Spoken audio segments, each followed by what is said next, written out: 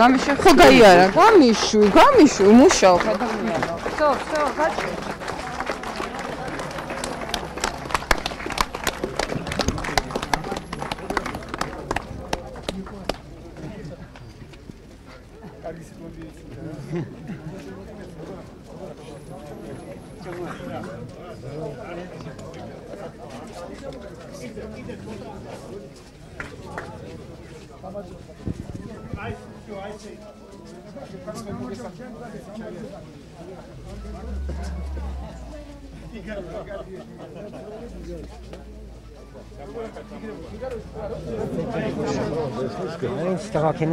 ოფისის პრეზენტაცია პარტიული შეკრება არ არის. ეს არ არის პარტიის ის რა ქვია, აქ შეკრება იმართებოდეს. ჩამოვლენ და თვითონ დაგელაპარაკებენ.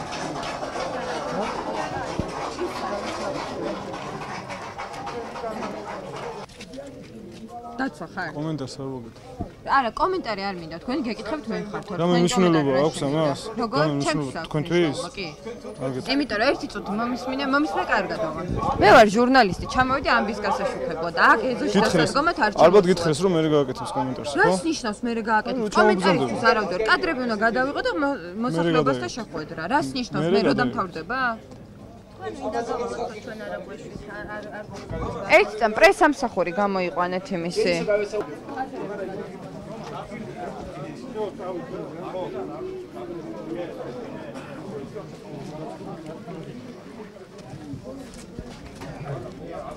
მოგესალმებით ყველას.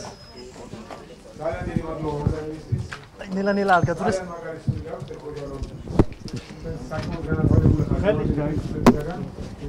ანდა გაგებული გაქვს პარალელურად თქვენი კოალიციის შესახებ, თქვენი კოალიციის წევრებს. ასეთი განწყობით რა თქმა უნდა ჩვენ გავიმარჯვებთ არჩევნებში და მე ჩვენი გუნდის სახელით გვირდებით რომ პრინციპულად შევცვლით დღევანდელ ცხოვრებას. გასაგებია მე პოლიტიკაში ახალი კაცი ვარ და შენ თქვენ ალბათ ხშირად მოგისმენიათ მსგავსი გამოსვლები და მსგავსი დაპირებები და იმ ფონზე რომ იმის შემდგომ როგორ გრძელდებოდა და არავინ არაფერს არ აპირებდა ცოტა კიდეც მერიდება რა დაგიმალოთ ესეთი მოწოდებების წარმოთქმა მაგრამ თუ რამე გაგიგიათ ჩემს შესახებ მე დაპირებები ძალიან არ მიყვარს და თუ ვამბობ იმას ყოველთვის ვაკეთებ და აი ასეთი პირით მოვედი თქვენთანაც თუ დღეს ვიტყვით და საერთოდ თუ ჩვენ მოგცემთ დაპირებებს ჩათვალეთ რომ არანაკლები გაკეთდება თუ არა მეტი იმაზე რაზე ჩვენ ვისაუბრებთ დღეს პრობლემები რომელიც თქვენს რეგიონს გააჩნია პრინციპში ტიპიურია ის რაც ხდება საქართველოში ტიპიურია რამდენადაც ტიპიურია ხელწერა დღევანდელი ხელისუფლების ეს არის ხელისუფლება რომელიც არ ზრუნავს ხალხზე და პირიქით ხალხის ჩაგვრევად მოგვევლინა და ლამის დამონებას აპირებს საკუთარი მოსახლეობის ჩვენ ძალიან კარგად ვიცით როგორ დღეშია დღეს რეგიონები თუმცა ქალაქის არ არის კარგ დღეში მოგეხსენებათ ჩვენ შესწავლილი გვაქვს და რამდენიმე თვეა უკვე ვამუშავებთ და ბოლომდე გვაქვს მიყვანილი პროგრამა რეგიონების განვითარების რეგიონალური განვითარების პროგრამა ძირითადი დარგი რეგიონებში გახსნათ სოფლის მეურნეობა და თქვენი კუთხეც და თქვენი რეგიონიც ამ კუთხით არ გამოირჩევა ამ ნიშნით არ გამოირჩევა და აქაც ძირითადი დარგი არის სოფლის მეურნეობა მეცხოველეობა ჩვენ უნდა მოვახერხოთ და შევქმნათ ისეთი ცხოვრება რომ საინტერესო იყოს რეგიონში და მთაში დამაგრება ამისთვის ჩვენს პროგრამაში განიხილება რამდენიმე პროექტი და რამდენიმე კანონცვლილება იმის შემდგომ, როდესაც ჩვენ მოვართ ხელისუფლებაში. თის და მსგავსი რეგიონებისთვის ცალკე მივიღებთ კანონს, რომ დამატებითი პირობები და ინტერესი შევქმნათ, რათა მთაში დამაგრდეს მოსახლეობა. ეთნიკურად მცირე მოსახლეობისათვის კიდევ დამატებითი შეღავათები და პირობები გვაქვს და განვიხილავთ ჩვენ როგორ დავეხმაროთ მათ, რომ მაქსიმალური ასიმილირება მოხდეს და მაქსიმალურად კომფორტულად იგრძნოთ თავი თქვენ სამშობლოში, რომელიც თქვენი სამშობლოა. მე ვიცი რომ აქ ეთნიკურად ძირითადად სომეხი მოსახლეობა საკმაოდ არის აზერბაიჯანელი მოსახლეობაც, არიან ქართველები, არიან ბერძნები.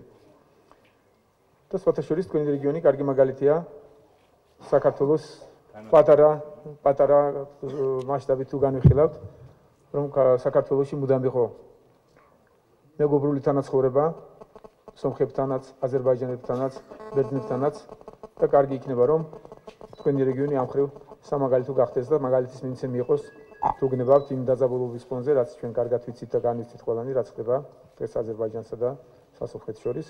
ჩვენ შეიძლება საქართველოში შიგნით და სიღრმეში მოვახერხოთ და აქედან ვიცით მაგალითი მეგობრობის ამ ორ ხალხს შორის.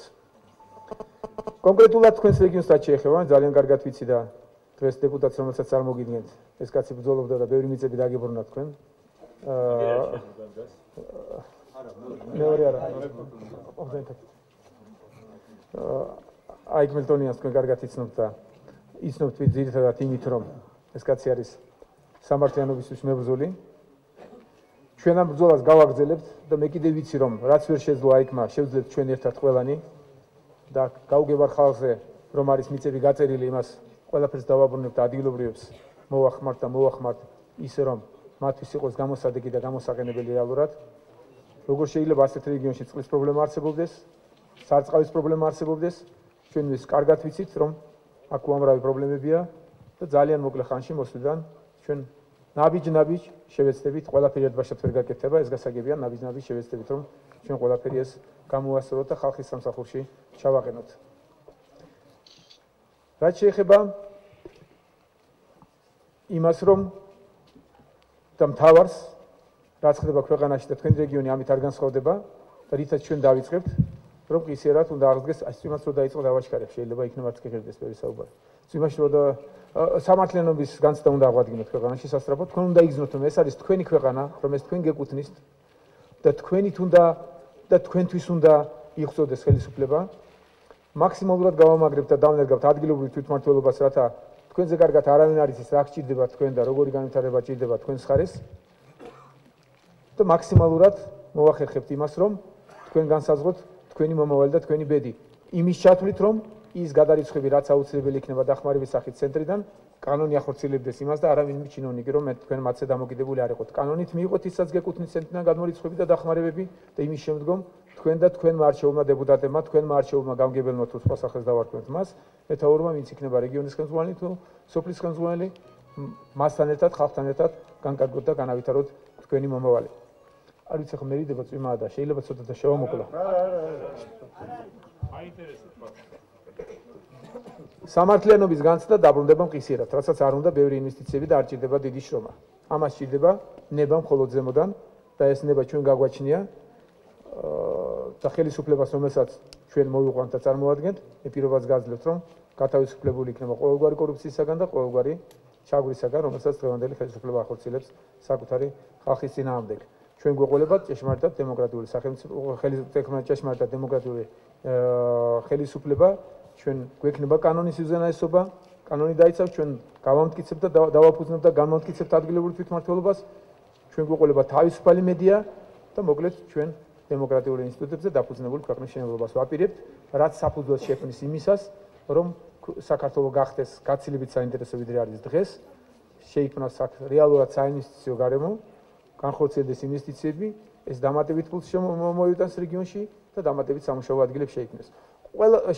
ყველაზე საინტერესო თქვენთვის რაცაა, ჩვენ გვაქვს კონკრეტული პროგრამა სოფლის მეურნეობის 1 მილიარდიანი ფონდი, რომელიც ჩვენმა ხელისუფლებამ ერთ-ერთი 4-ზე გადაამრავლა და გაიზიარა, დღეს უკვე იმდენად ფორმატ გვენდობა და კარგად იციან, რომ ჩვენ სწორედ ვიტყვით და სიცრუე არა გვაქვს ჩვენ პრაქტიკაში, ჩვენგან გაჟღერებული 1-1-ზე გადაიწერა ხელისუფლებამ და ბოლო ერთი კვირა იგივეს იმეორებს, ოღონდ 4-ზე გაამრავლა და 4 წელიწადზე ანგარიშობს იგივეს. თუმცა ეგენი მაგის გამკეთებლები არ არიან. მე ისევ დავბრუნდებით ჩვენ რასაც რეალურად გავაკეთებთ. თქვენ გექნებათ ხელმისაწვდომი იაფი ფული ძალიან ხანგრძლივი, რომელიც მოგცემთ საშუალებას, რომ განავითაროთ ვისაც საშუალება აქვს ფერმერული მეურნეობა, რომ საშუალებას მოგცემთ შეიძინოთ ძირითადი საშუალებები იაფად, ვისაც მსხვილი მეურნეობა ექნება, თითოეულ ფერმერს ექნება ამის საშუალება, არანაკლები 10 წლიანი იქნება ეს კრედიტები, კრედიტის სახე ექნება ამას, თუმცა ძალიან დაზოგილი და ძალიან იოლი იქნება ეს ყველაფერი, რამდენადაც პასუხისმგებლობის ზნობა უნდა დარჩეს მაინც იმის, რომ გაფლანგვა არ მოხდეს ამ თანხების და ის მიზნობრივად გაიხარჯოს.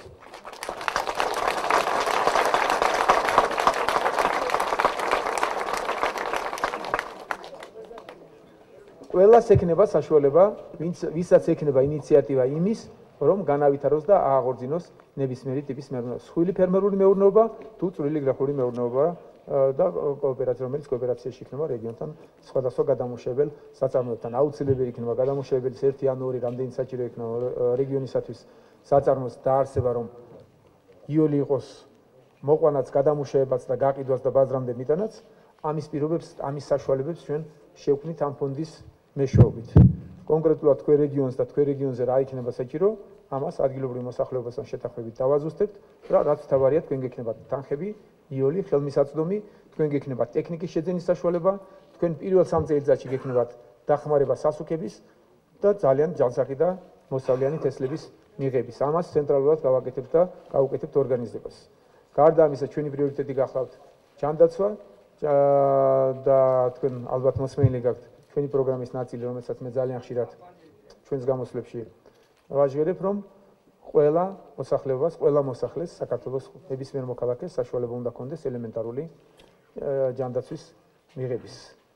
ეს პროგრამა ჩვენ გვაქვს, ჩვენ ყველას დავაზღვებთ და გარდა ამისა, ჩვენ იმის შემდგომ და პარალელურად და თანდათან ეკონომიკის აღორძინების პარალელურად საშუალება გექნებათ მაღალი ხარისხის ჯანმრთელობის არა მარტო დაზღვევის, არამედ მიღების საკუთარი სახსრებიდანაც იმის შემდგომ, როდესაც სამუშაო ადგილები იქნება საკმარისი და თქვენი შემოსავალი გაიზრდება იმ დონეზე, რომ თქვენ მიიღოთ მაქსიმალურად კარგი და ჯანსაღი მედიცინა. რა თქმა უნდა, განათლების საქმეს ჩვენი პრიორიტეტებია მესამე მუხსაც შევეხები, მესამე ნაწილსაც, რომ უნდა მოსახერხებელი იყოს, რომ ყველა სოფელში როგორი პატარაც არ უნდა იყოს, უნდა იყოს საშუალო სკოლა, უნდა იყოს ბავშვთა ბაღი, რომ მშობლებს თავისუფლად შეეძლოთ შვილები თანამედროვე ენაზე აღზარდონ და თანამედროვე განათლება მისცენ და ამავდროულად ოჯახებს უნდა მიეცეს იმის საშუალება და ისეთი შემოსავალი, რომ თქვენი რეგიონიდან თავისუფლად ხერხდებოდეს თბილისის საქართველოს დიდ ქალაქებში ან საზღვარგარეთაც შვილების სასწავლებლად გაგზავნა. მოკლედ ჩვენ და მთავარი რაც უნდა მოგახსენოთ და რაც უნდა გითხრათ, გარდა ამ პროგრამებისა, იმედს გაძლევთ იმისას, რომ ხელისუფლება მოვა და იზრუნებს ხალხსა და არა პირიქით, რაც დღეს ხდება, რომ ხელისუფლება ლამის ხალხის ჩაგვრელად მოგვევლინა. ხელისუფლება იქნება მოწადინებული და იქნება მოწოდებული იმისთვის, რომ მაქსიმალურად შეისწავლოს ყველა კუთხის, ყველა ოჯახის პრობლემები და მაქსიმალურად ჩადგეს ხალხის სამსახურში. აი ამას ვკვირდებით ჩვენ არჩევნებისთვის. მე არ მინდა რომ ილუზიები დაგიხატოთ ისეთი, რომ აუცილებლად ჩვენ მოგცეთ ხმა, ჩემი თხოვნა იქნება კარგად გაანალიზოთ სიტუაცია. კარგად გაანალიზოთ ერთი მხარეც და მეორე მხარეც. მესამე კიდევ არიან იქ პატარა პარტიები, არიან ფსევდოპარტიები, რომლებიც დამოუკიდებლობას ეჩემებენ, მაგრამ რეალურად ისინი ხელისუფლებასთან თანამშრომლობენ. კარგად გაანალიზოთ სიტუაცია. კარგად გაიგოთ ვინ არის ვინ. და გააკეთოთ სწორი არჩევანი. არა ემოციური არჩევანი, არა ძალადობით არჩევანი, რასაც ხელისუფლება ცდილობს, გააზრებული არჩევანი, თუ თქვენ გააზრებულ არჩევანს გააკეთებთ, მე ძალიან დიდი იმედი მაქვს და თითქმის დარწმუნებული ვარ, რომ ეს იქნება ჩვენ სასარგებლოდ, ეს იქნება თქვენ სასარგებლოდ, რამე თუ ჩვენ ვაპირებთ და მოვდივართ იმისთვის, რომ ხალხს ვემსახუროთ. მე გვპირდებით კიდევ ერთხელ გამიმეორებ, რომ ჩვენ გვაქვს რეალურად გათვლილი პროგრამა, ჩვენ რეალურად ვიცით რა უნდა გავაკეთოთ დარჩენილ 3 თვეში, იმისათვის, რომ ჩვენ გავემარჯვოთ ოქტომბრის არჩევნებში, უარი უთხრათ მოძალადე ხელისუფლებას და მოვიდეთ და ჩავდგეთ ხალხის სამსახურში. ძალიან დიდი იმედი მაქვს, ძალიან დიდი წმენა მაქვს. მე ვიცი, რომ აქ ძალიან გონიერი და ჭკვიანი ხალხი ცხოვრობს ამ რეგიონში და თქვენ სწორ და გონიერულ ანალიზს გააკეთებთ და სწორი არჩევნის იმედს ვიტოვებთ. მე ახლა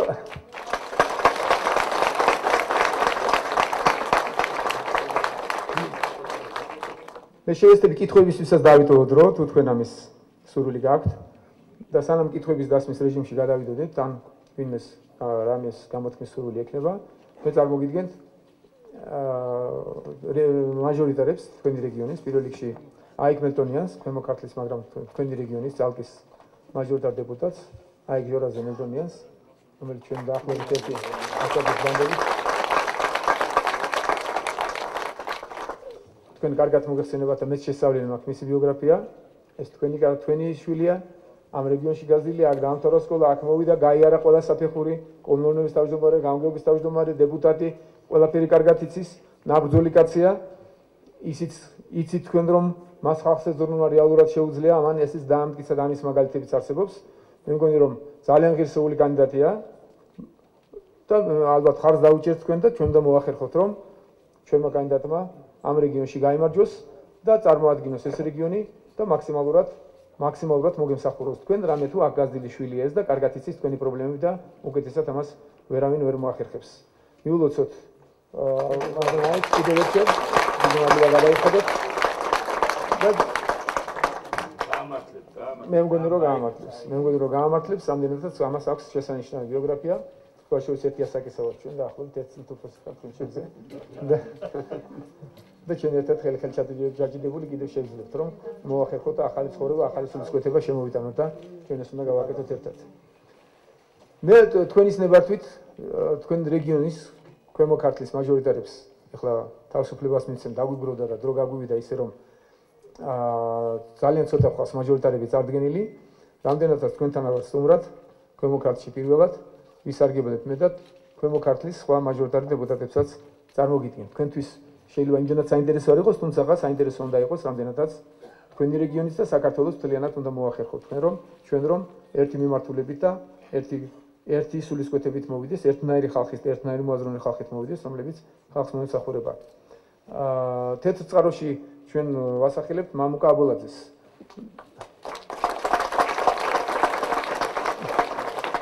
მე არ იცი რამდენად იცნობ თქვენ და რამდენად გიცნობენ ამ რეგიონში, მაგრამ მას აქვს ძალიან კარგი პროფესია, ეს გახლავთ გინეკოლოგი, ახალი სიცოცხლის დაბადებას უწყობს ხელს და წარმოქმნას და ძალიან საუკეთესო პროფესიაა, თუ პროფესია შეიძლება იყოს სასიყვარულო და მოსაფერებელი, ალბათ პირველ რიგში ეს არის.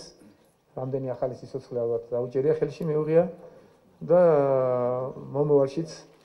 მომავალშიც იმის შემდგომ, როდესაც ეს თავის რეგიონს დაეხმარება და უფრო სწორი გზით წაიყვანს და პოლიტიკურ მოძრაობაში მიიღებს მონაწილეობას და პოლიტიკაში მოვა, უფრო მოგვიანებით მისი არსიც ისაა, რომ დაუბრუნდეს თავის საყვარელ პროფესიას. თუმცა ამ ეტაპზე ისიც თulis რომ ის იკეთე რაც მას უკეთებია და ბევრი გაუკეთებია, საკმარისი არ არის იმისთვის, რომ ქვეყანა წავიდეს სწორი მიმართულებით, ამიტომ დროებით უარს იტყვის თავის პროფესიაზე და უფრო საბრძოლო